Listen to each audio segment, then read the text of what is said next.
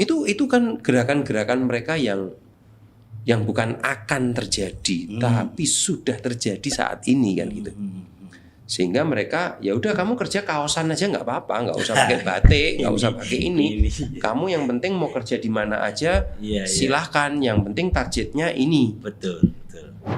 Kerjanya di New York, tapi dia tinggalnya sama ibunya di desa. Coba bayangin aja gimana. Desa itu maksudnya di Kediri. Iya. Wih, ya apa? Belum lulus sudah di-hire. Belum wisuda udah di-hire dia. Oleh perusahaan Amerika. Oleh perusahaan New York di New York perusahaannya. Bayarannya juga bayaran New York gitu loh. Kalau kita perhatikan mahasiswa-mahasiswa, anak-anak muda sekarang katakan gitu, walaupun nggak mahasiswa, tuntutannya itu ke arah yang benar loh. Kalau saya melihat tuh arahnya sudah betul. Udah betul arahnya. Bukan terus mau ngapain, mau ini enggak. Tuntutannya sudah betul.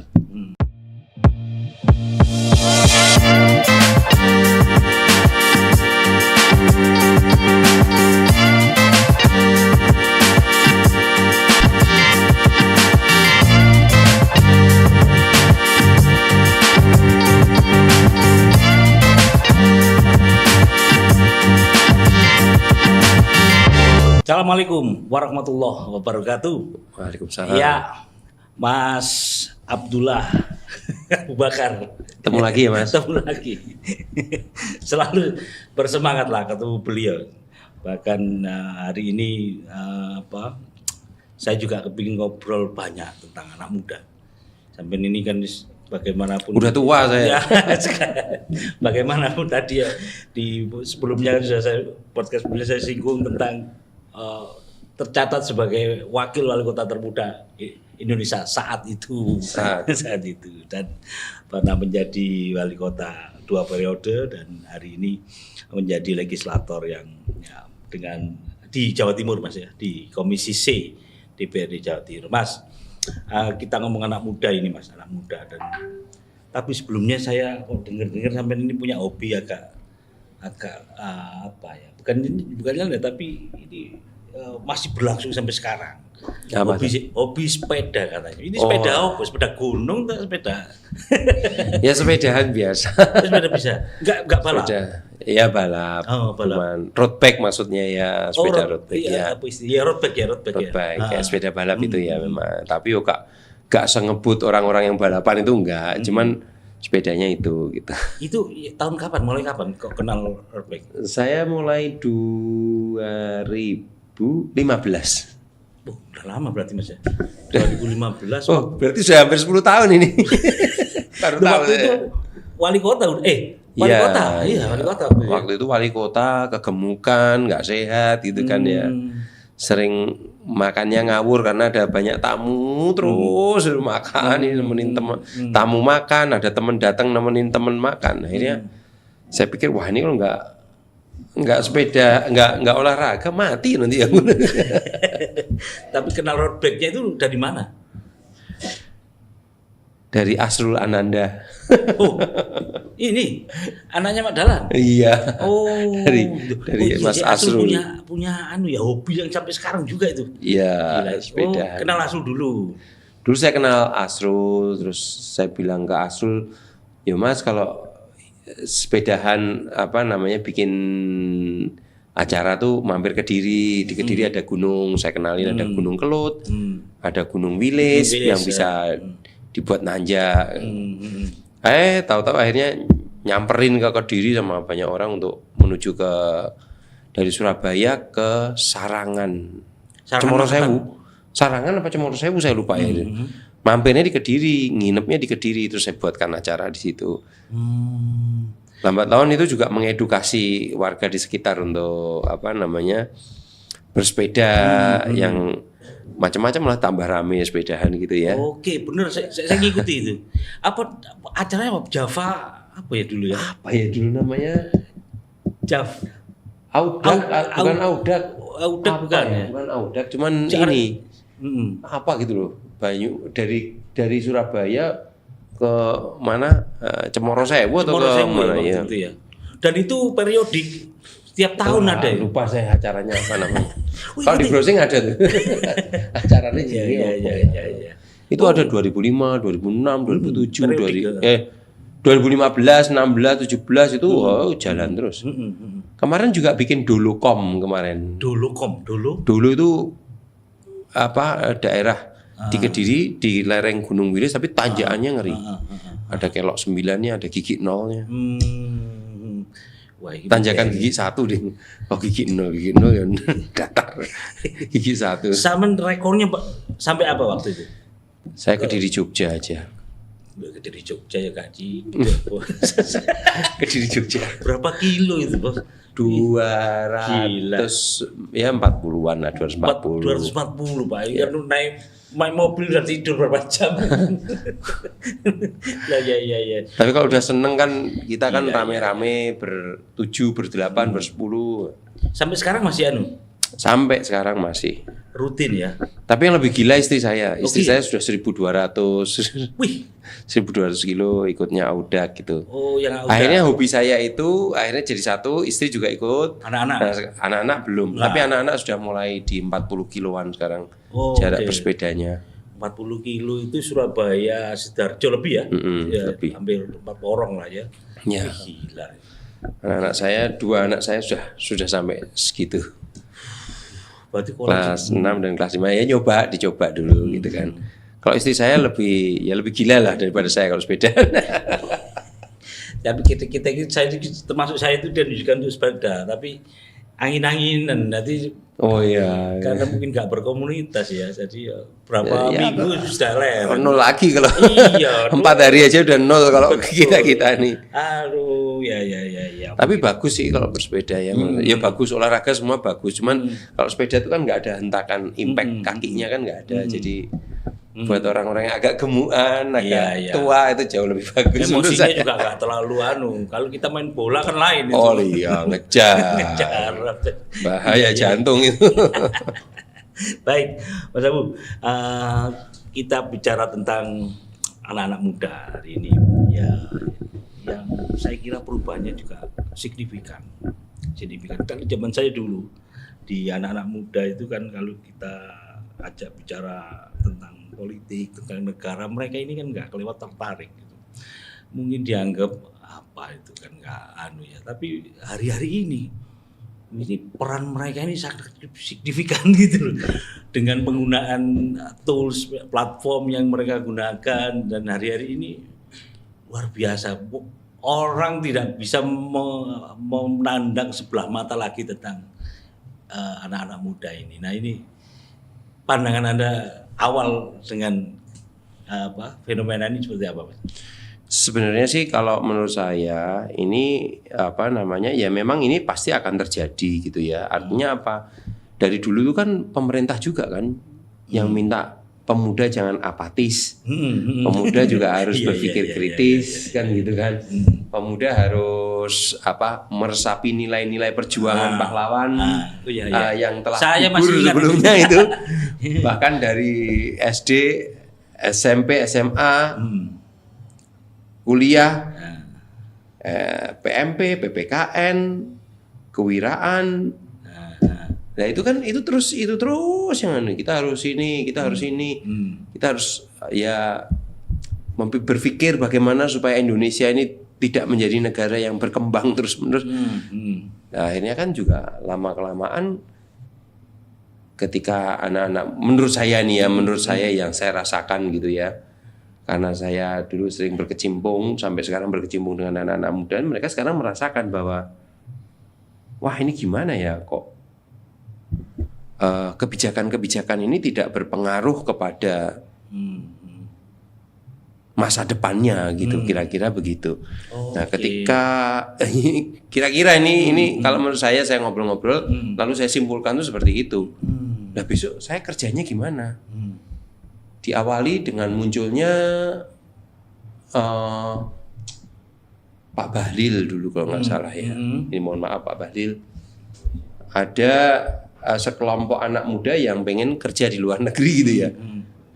Pergi aja dulu atau gimana ya Mas ya? Nah itu ya. Hashtagnya dulu ya. Ada hashtag itu, ya udah. Pada pindah ke Singapura, ada apa itu ya sebenarnya. Karena memang itu terjadi ketika mereka tidak tertampung di negaranya kan kira-kira begitu.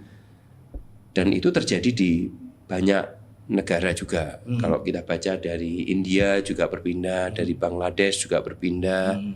Itu kan dari mana, Filipina juga begitu kan, banyak yang orang Filipina kerja di Saudi, ada yang kerja di New York, ada yang kerja di macam-macam tempat ya seperti itu.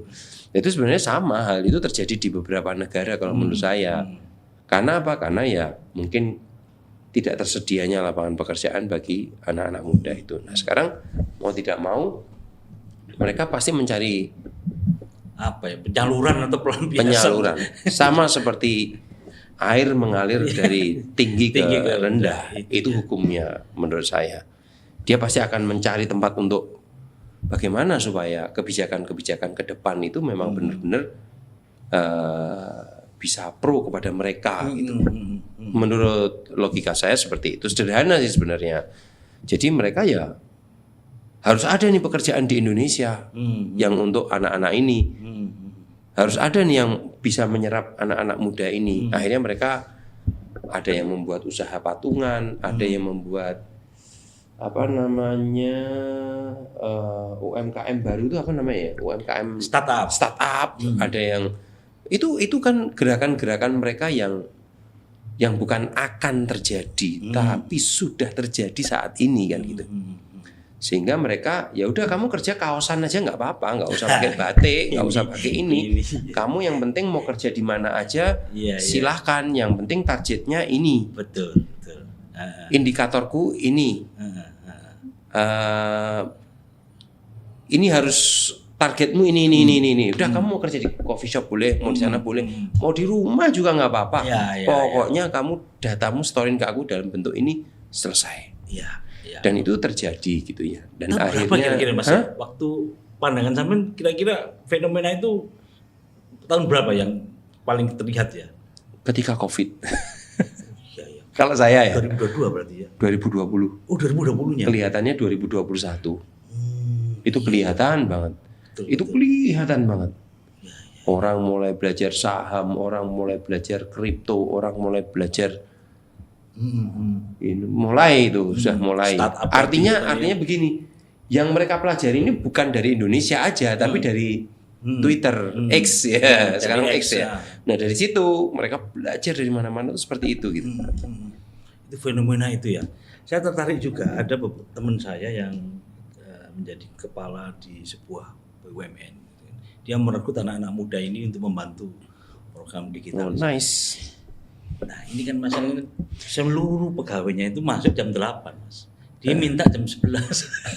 Tapi dia minta pulangnya lebih awal. Pulang, maksudnya pulangnya lebih malam. Malam nggak apa-apa ya.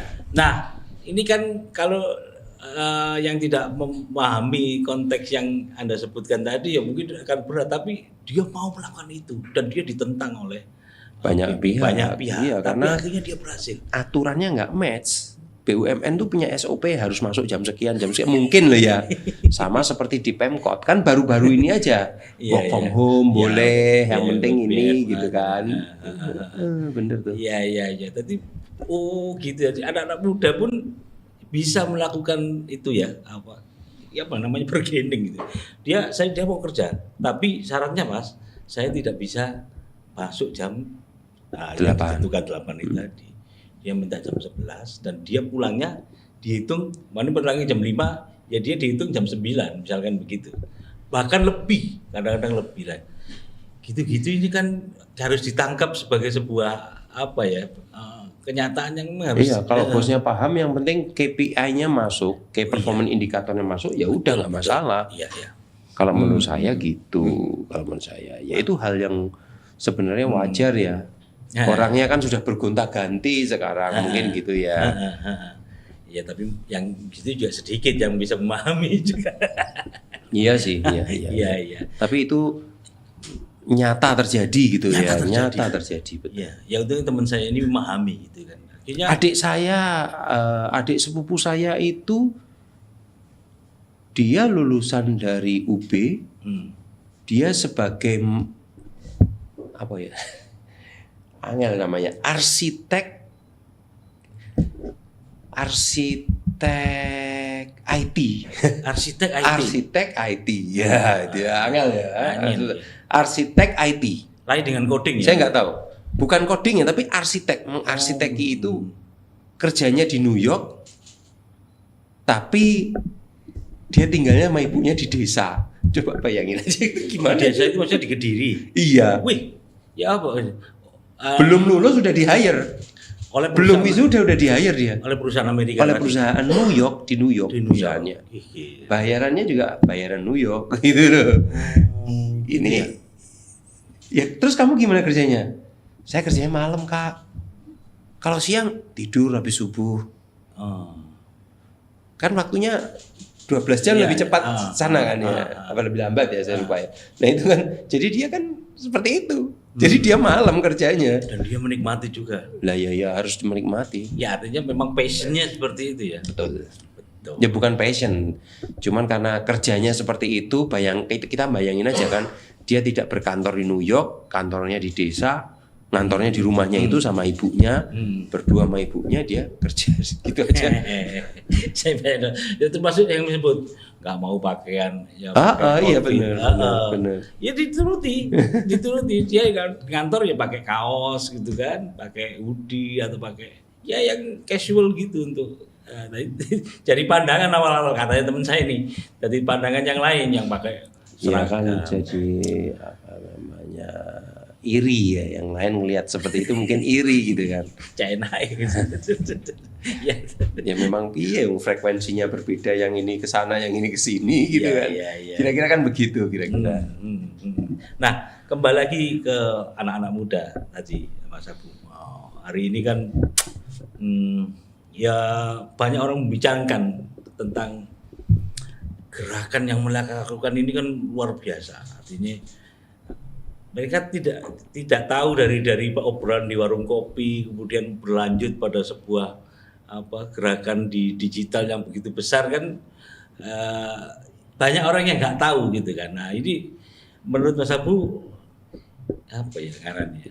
Sebenarnya terutama di politik kira-kira mereka ini seberapa peduli sih? Atau seberapa tertarik dengan politik itu sebenarnya? Kok sampai sekarang yang mereka inginkan itu kan sebenarnya kan pemerintah memikirkan masa depan masyarakat gitu ya, dan tidak menghambur-hamburkan uang, kira-kira gitu. Oke, berarti pajak yang dibayarkan itu digunakan untuk program-program yang tepat guna juga. Lalu kan kebutuhan mereka itu kan, aku kerjaku piye, kerjanya besok gimana, kan gitu. Mereka kan nggak pengen juga kan, mosok sih patokan kita kok hanya UMR doang, gitu kan nggak mau juga. Ya mereka pengennya kan lebih, kan seperti itu. Nah itu kan, ya yang mereka tuntut kan sebenarnya kan ya hal-hal seperti itu. Diperbaikinya dari situ. Pemerintah tidak boleh apatis untuk membuat aturannya sendiri, menak nih pemerintah sendiri kan, sebenarnya kan itu aja sebenarnya. Jadi sebenarnya bukan. Tapi kan arah tuntutannya mereka kalau kita perhatikan mahasiswa, anak-anak muda sekarang katakan gitu, walaupun nggak mahasiswa, tuntutannya itu ke arah yang benar loh. Kalau saya melihat tuh arahnya sudah betul, udah betul arahnya. Bukan terus mau ngapain, mau ini enggak. Tuntutannya sudah betul. Jangan korupsi, enggak boleh ini, dibuka beneran, transparansi publik. Ya. Kan sebenarnya itu. Kalau itu sih menurut saya ya wajib sih. harus gitu. Ya. Harus. Yang sering saya tanyakan itu pada beberapa orang itu kan sebenarnya apa sih menariknya politik bagi anak-anak muda itu sebenarnya? Oh, masih kita bisa. Nah, saya lihat begini.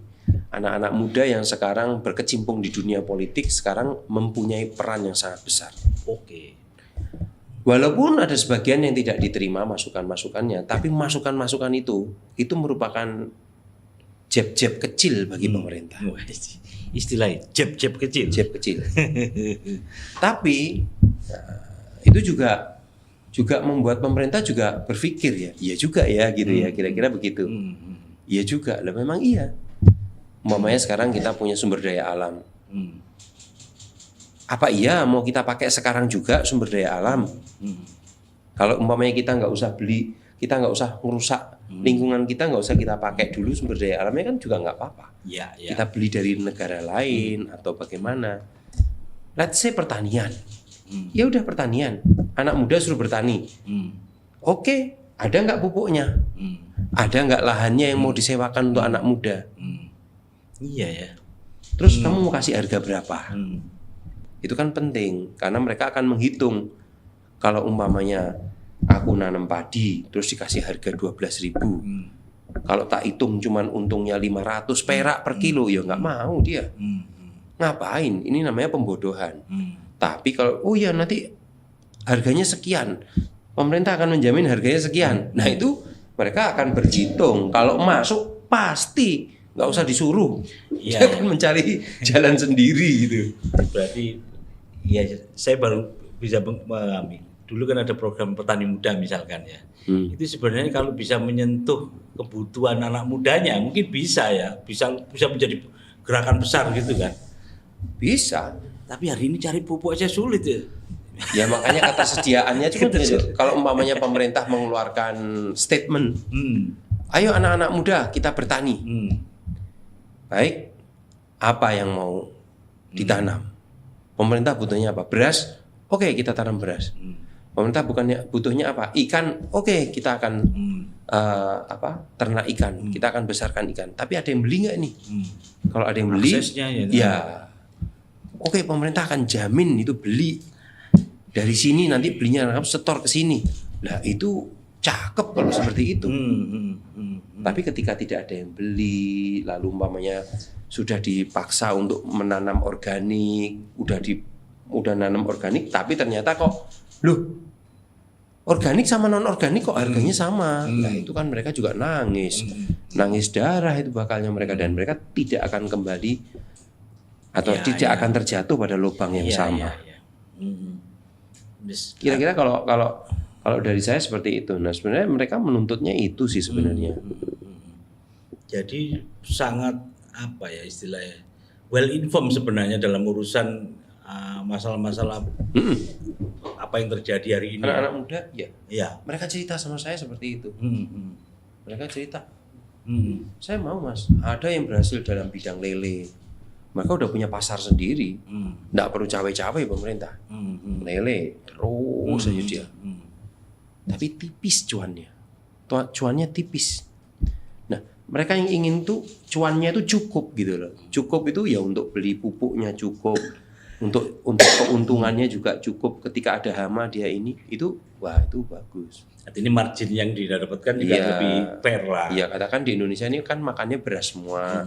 Ya udah suruh tanam beras, dijaga berasnya. Seperti Pak Zulkifli Hasan ini menjaga harga gabahnya ini dijaga dulu, harga gabahnya. Ini kan salah satu cara untuk menentukan supaya jangan lari-lari nih gabah ini, harganya segini nih. Yang main-main nggak boleh lah, kira-kira begitu, kira-kira begitu. Ya pertanyaan kelanjutan berarti, ini pemerintah tanggap enggak sih dengan kondisi anak-anak muda hari ini yang menginginkan seperti Anda sebutkan? Tanggap, cuman kurang cepat untuk merespon, kira-kira begitu. Tanggapnya sih tanggap, tahu, cuman ngeresponnya tuh nggak tepat terus gitu ya mungkin ya. Ngeresponnya kurang tepat. Contoh nih ya, banyak petani muda di Kediri tanamannya melon yang di greenhouse itu, melon yang enak-enak itu yang ngambil orang Jakarta tanpa intervensi dari siapapun. Coba. Maksudnya tidak ada bantuan? Tidak ada. Cari ilmunya sendiri, cari drip irrigationnya, mempelajari sendiri sampai dia nemu melon ini melon ini dia tahu ukurannya ini tingkat kemanisannya berapa. Itu sampai mereka beli alatnya sendiri kan. Saya juga melihat itu kan juga, wah jago juga ya, pinter juga ini, bagus juga gitu kan. Nah artinya kan ya butuh yang seperti itu, pemerintah butuh menggerakkan itu juga gitu. Kediri di mana ya? Saya pernah ke greenhouse-nya Kediri juga. Di Luwe ada. Yang di Luwe ya, yang di lapangan itu ya? Banyak. Banyak sekali. Di kota Kediri di Ketami, di mana? Banyak di kota Kediri juga banyak. Saya pernah ke sana kok, pokoknya di Yado di Greenhouse ya lumayan besar begitu. Saya ngincipi melonnya itu. Jam Saren di Kediri ada juga. Di sekitarnya itu ada taman gitu loh, kayak ada taman. Di mana Kediri tuh? Di Luwe itu. Oh iya, ada juga. Iya, ada taman. Nah, itu greenhouse sebelah. Di Kleco, di Kediri juga ada juga di sebelah taman itu. Dan enak, melonnya enak. Seger, itu dipotong sendiri ada Iya, yang pertama nanti dijual ke petik melon dulu siapa, begitu sudah bawa ke Jakarta. Yang membeli juga sudah ada. Lah itu berjalan kenapa? Karena harganya masuk. Harganya itu masih ada cuan yang tebel, terus dia bisa berkelanjutan, bisa untuk berikutnya lagi, bisa untuk berikutnya lagi. Nah ini kan itu loh yang dibutuhkannya mungkin. Memang istilahnya harus detail juga ya. Betul. Pemerintah ini. Harus detail. Kalau sekarang harus detail. Kalau nggak gitu ya orang nggak mau. Nggak bisa ngomong skala mikro, tapi ini harus tahu yang gini-gini itu kan harus tahu. Ya. Apalagi pemerintah daerah ya.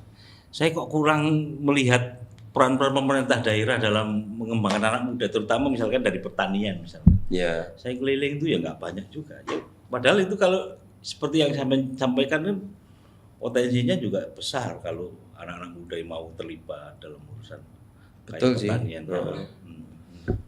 Kalau anak-anak muda terlibat, tentu banyak ilmu-ilmu baru biasanya. Jadi baru. Anak muda itu kan melihatnya itu kan pasti kan mempelajarinya kan jurnal atau apa gitu kan ya. Penelitiannya siapa? Oh ternyata tanaman ini dikasih pupuk ini bagus. Nah itu kan dari itu biasanya. Ya. Nah sehingga dari berbagai hal, umpamanya bikin kaos, bikin merchandise apa, bikin ini, itu anak-anak muda jauh lebih api-api sekarang. Lebih, ya level inform tadi ya. Iya, luar biasa. Ya. Apalagi teknologi pertanian misalkan gitu kan, ya. Iya. Kalau nggak melibatkan anak muda ya kurang. Ya bukan. Ya habis akhirnya. Habis ya. Ya nggak ada yang mau jadi petani lagi gitu kan. Udah terjadi di Jepang itu. Jepang ya. Di Jepang sudah terjadi. Nggak ada petaninya kan gitu kan. Padahal harganya mahal. Bahkan sekarang banyak orang Indonesia yang ke sana untuk bertani gitu. Anak-anak muda di sana. Dari beberapa channel saya lihat ini jadi petani di Jepang gitu. Dan mahal juga apa? Mahal. Iya. Mereka income yang dapatkan dan juga bagus lah. Bagus. Karena petani itu kan, ya kamu lagi soal petani sebelum kayaknya profesi yang apa ya Mas? Terakhir ya kayaknya. Padahal sekarang dulu, kalau kita ngelihat konglomerat pada larinya ke pertanian ya. Bill Gates. Oh gitu ya? Iya. Lalu Haji siapa lagi di Indonesia? Haji Isyam itu juga. Oh Haji Isyam. Oh iya, ya. Saudagar top itu di Indonesia pada lari ke pertanian semua. Mereka melihat itu seperti apa? Kenapa kok harus ke pertanian, Mas? Ya karena ada pasarnya mungkin gitu ya. Oke. Mamanya tepung. Marketnya ada padi, sawit, mungkin juga lada, mungkin yang lain-lain juga sama, mungkin. Iya. Sekarang anak-anak itu orang-orang tuh melon yang bagus-bagus, semangka yang bagus-bagus kan juga laku itu, bukan nggak laku ya. Iya. Laku kenceng. Dan pembelinya jelas itu ya, ada yang betul. Menarik. Nah, terus misalkan Mas Abu tadi menyinggung tentang peran pemerintah. Hari ini regulasi dan fakta di lapangan seperti apa yang terjadi di Jawa Timur? Ya kalau kita melihat regulasi yang ada di pemerintah sekarang, kalau boleh saya menilai secara pribadi sudah mencoba untuk menyesuaikan. Mencoba menyesuaikan ya? Ya, mencoba menyesuaikan itu artinya kan ya disesuaikan kebutuhannya ini, kita bikin ini, kita ini. Dari peraturan kementerian pun juga sama seperti itu, tapi masih ya itu lagi. Kalah cepat dengan perkembangannya gitu aja. Dinamikanya kalah cepat dalam perkembangan. Atau mungkin saya menyimpulkan sakjane iki nggak usah diatur banget gitu ya. Sebenarnya nggak usah diatur banget, cuman dikasih garis-garis besar haluannya itu, ini nggak bolehnya ini. Udah, kamu silahkan kembangin kreativitasnya ya. Iya, mungkin seperti itu. Kreativitas. Emang ada itu Mas? Apanya? Contohnya ada yang seperti itu. Saya belum tahu juga sih. Karena kan beberapa kali itu kan beberapa kali saya melihat aturan-aturan itu kan berubah-ubah, lalu juga berkesan seperti inkonsisten gitu aturannya. Nah itu menjadi nggak bagus untuk pelaku UMKM, UMKM petani atau apa gitu kan. Ya. Pupuk dulu gampang, terus sekarang ada seperti ini, akhirnya jadi nggak gampang, terus sekarang jadi gampang lagi. Nah itu kan juga memupuk iya. Jadi agak sulit gitu. Nah sekarang kan DPRD Mas, kira-kira apa yang harus dilakukan, yang sudah dilakukan dan mungkin harus dilakukan untuk mendorong ini segera bisa teratasi kesenjangan yang terjadi? Yang pertama harus lihat tren sih ya, trennya dulu, trennya bagaimana. Lalu ya kalau di DPR ya mau nggak mau ya kita harus bicara sama konstituen ya, supaya kita bisa merekam sebenarnya gimana sih Pak, kita pengen ini hutan ini bisa ditanemin, Pak kita pengen aset-asetnya pemerintah provinsi ini yang nggak digunakan tuh bisa kita alih fungsikan untuk menjadi ini. Nah itu yang bisa kita tangkap di masyarakat tuh seperti itu Mas. Oh ini seperti ini Pak, kita minta harganya gabahnya jangan murah-murah. Nah itu kemarin gitu. Kemarin pupuk itu juga gitu. Pak, pupuk itu harus ada Pak. Kita suruh bertani. Lahannya ini sudah lahan pertanian sudah ini, tapi kalau nggak ada pupuknya nggak keluar padinya. Iya. Sementara harus mengajukan. Nah terus kita suruh pupuk ini Pak, 1 hektar dikasih 1 karung atau 2 karung. Ya nggak mungkin Pak.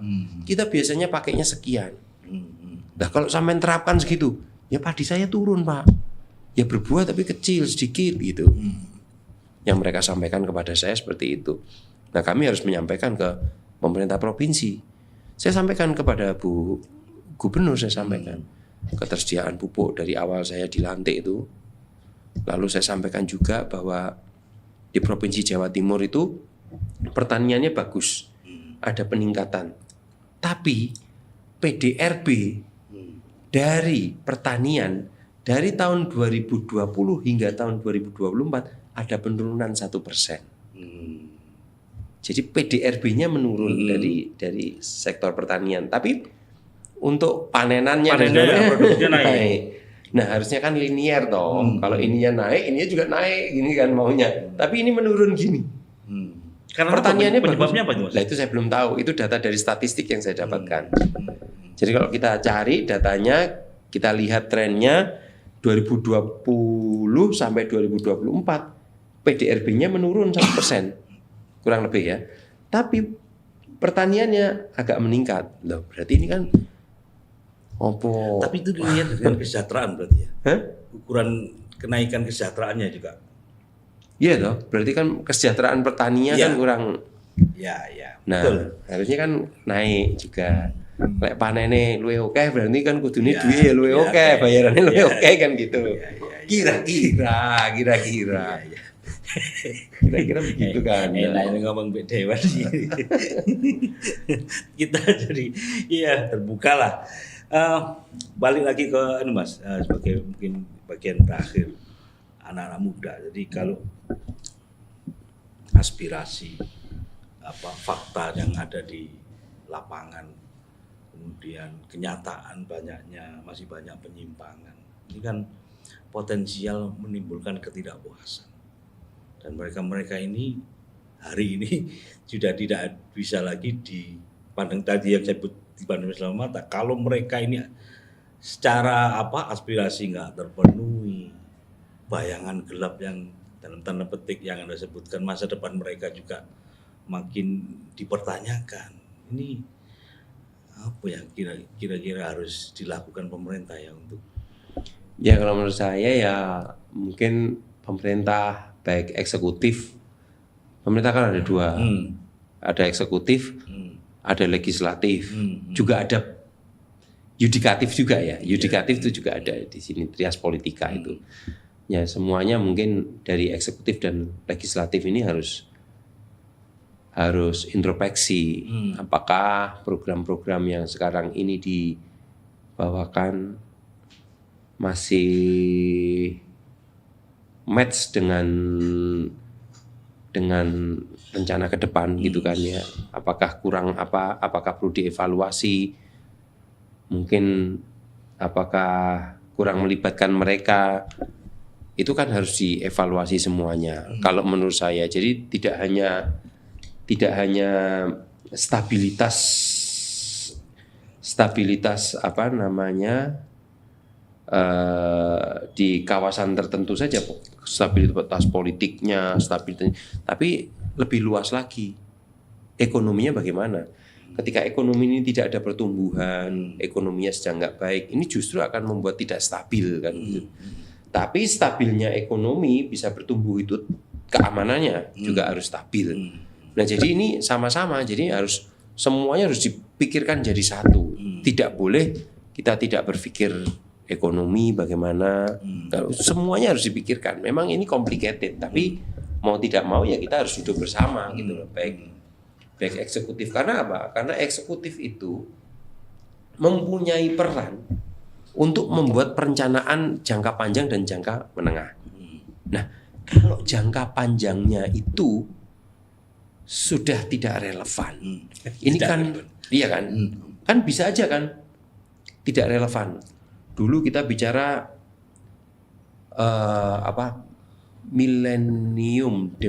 Millennium Development Goals, tahu-tahu ada Sustainable Development Goals. Loh, ini kan sudah, sustainable sekarang ini. Loh, sekarang harus pakai energi baru terbarukan. Oh, sekarang kita nggak boleh nyampah lagi nih, harus ini. Itu kan berarti kan ada banyak kebijakan atau kebijakan yang akan diambil ini sudah tidak sesuai. Maka kan ini kan harus pemerintah tuh kan harus apa, kalau harus menyesuaikan gitu loh. Kalau nggak adaptif ya nggak iso gitu. Ini harus adaptif. Lah adaptifnya gimana? Lah kan harus dicari. Oh besok tuh seperti ini ya kira-kira ya. Oh besok tuh ke depan 5 tahun lagi tuh akan terjadi seperti ini. Berarti kita harus begini. Siapa yang bisa adaptif dan bisa bertahan, maka dia akan menjadi pemenang. Nah, menurut saya seperti itu. Katakan Jerman, dia menang di teknologi. Jepang, dia menang semuanya juga dulu. Tapi sekarang sudah tertinggal. Karena mereka tidak sustain juga. Pemudanya nggak ada, tahu-tahu.